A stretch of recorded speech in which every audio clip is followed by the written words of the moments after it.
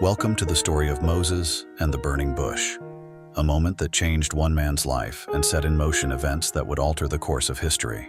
Our story begins in the desert, where Moses is living a quiet life, far from the people of Egypt.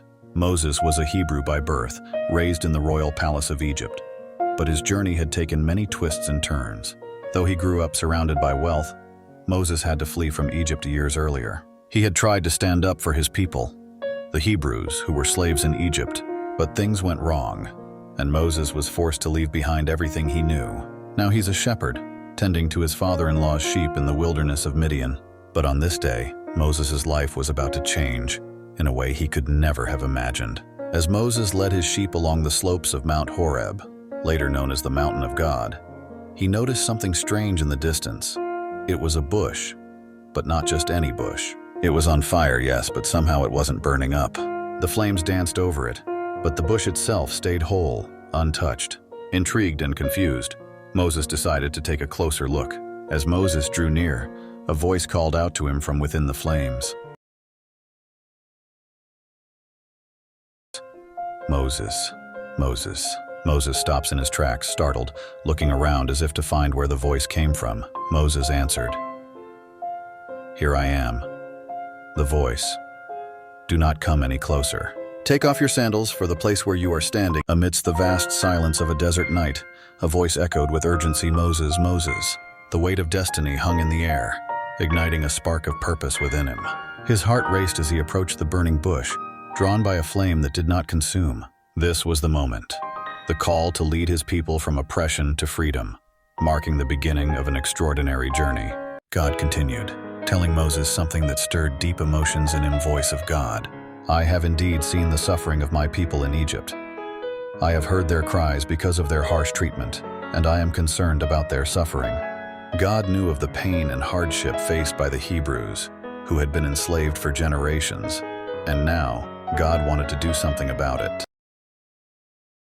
"So I have come down to rescue them from the hand of the Egyptians and to bring them out of that land into a good and spacious land, flowing with milk and honey."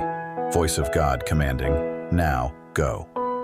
I am sending you to Pharaoh to bring my people, the Israelites, out of Egypt." Moses was shocked. He couldn't believe what he was hearing. He'd spent years in the wilderness, away from Egypt, away from trouble. Now he was being asked to return, to confront Pharaoh himself. But "Who am I that I should go to Pharaoh and bring the Israelites out of Egypt?" Voice of God, "I will be with you." God assured Moses that he wouldn't be alone, but Moses, feeling unworthy and insecure, wasn't convinced. "But suppose I go to the Israelites and say, 'The God of your ancestors has sent me to you,' and they ask me, 'What is his name?' Then what shall I tell them?" Voice of God, "Tell them I am has sent me to you. Say, 'I am who I am, the eternal God.' Go, gather the elders of Israel. Tell them I have promised to bring them up out of their misery in Egypt into a land flowing with milk and honey." Moses continued to express his doubts. What if the people didn't believe him? What if he couldn't speak well enough to convince Pharaoh? But God had answers for every worry. The bush crackles, and God gives Moses signs to perform, his staff turning into a serpent and back, and his hand becoming leprous, then restored. God. "These signs will show that I am with you." And when Moses still felt hesitant, God made one final offer. He would send Moses' brother Aaron to help him speak. In that moment, Moses understood. Though he was afraid, though he felt unworthy, God was calling him to be the one to lead his people to freedom. And so Moses left that holy mountain, his life forever changed.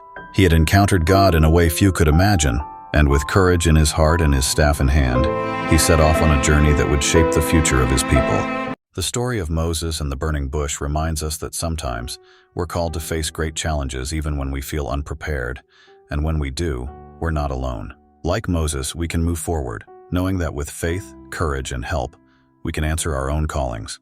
Watch out for part 2. Don't forget to like and subscribe.